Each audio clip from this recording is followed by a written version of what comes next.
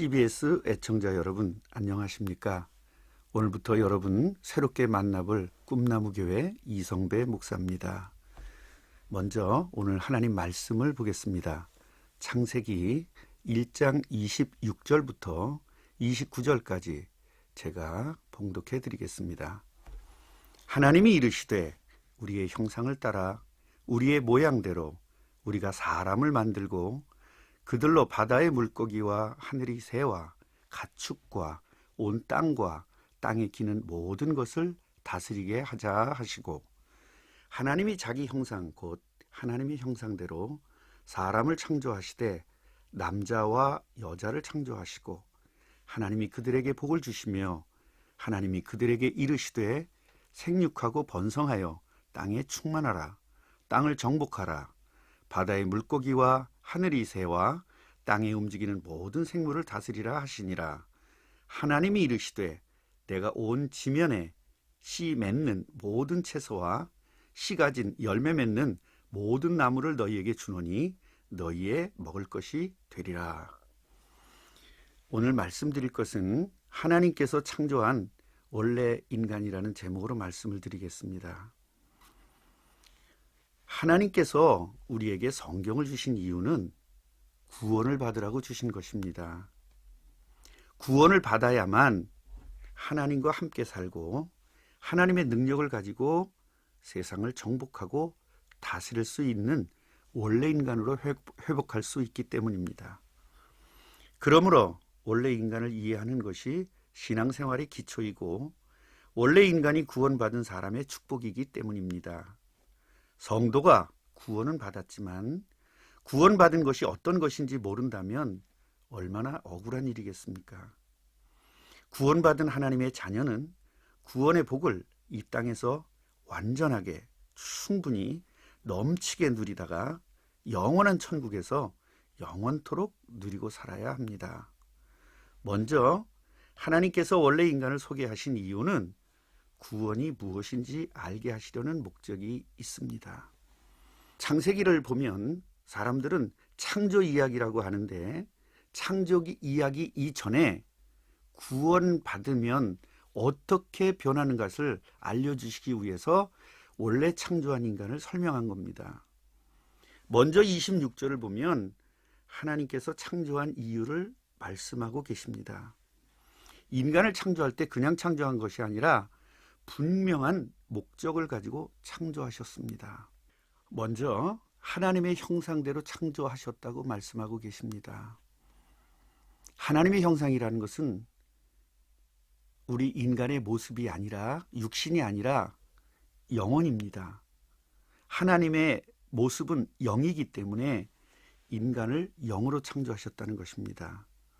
바로 하나님의 모습인 영으로 그리고 하나님의 능력이 인간의 창조에 반영된 것입니다.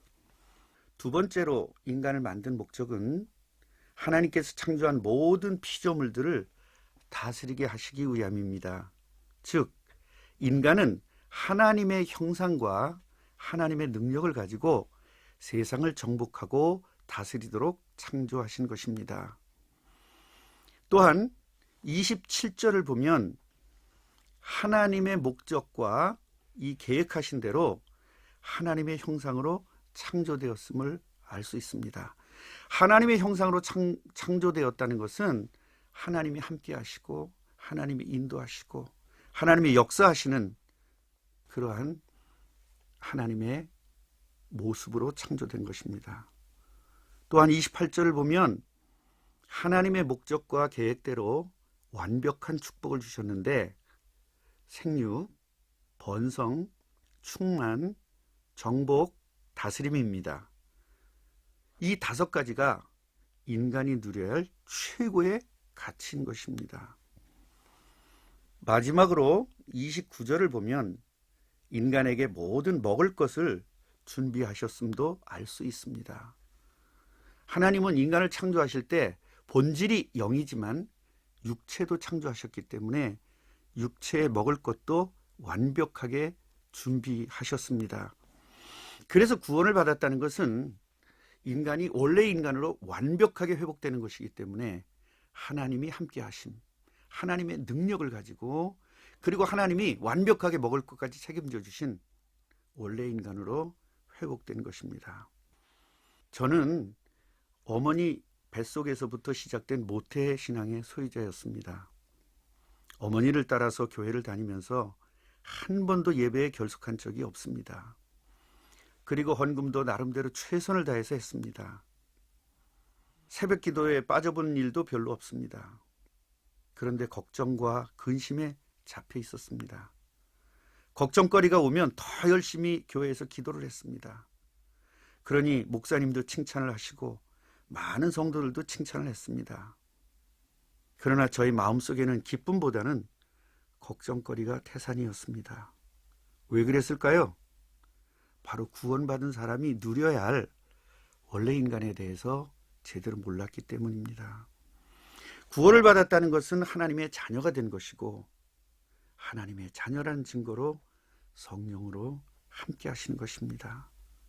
그러므로 하나님의 능력을 가진 것이고, 하나님의 능력을 가지고 세상을 정복한다는 것을 제가 깨닫고 나서부터는 염려와 걱정과 근심이 사라지기 시작했습니다. 여러분들도 이 축복을 마음껏 누리시기 바랍니다.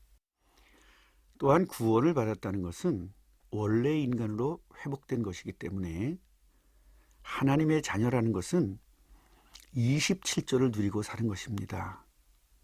27절은 하나님이 형상이고 하나님이 나와 함께 하심이고, 그래서 성령께서 나와 영원토록 함께 하시고 또 나를 영원토록 인도해 주시고 내가 기도할 때마다 성령께서 역사하는 것입니다. 이것을 누리고 사는 것이 바로 하나님의 자녀입니다.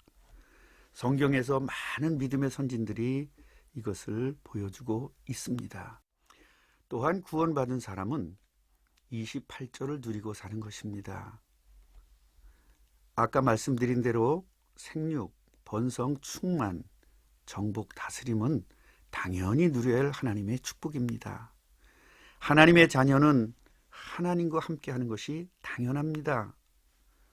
성령으로 사는 삶 사는 것이 생육입니다. 성령으로 사는 사람에게는 전도가 되어집니다.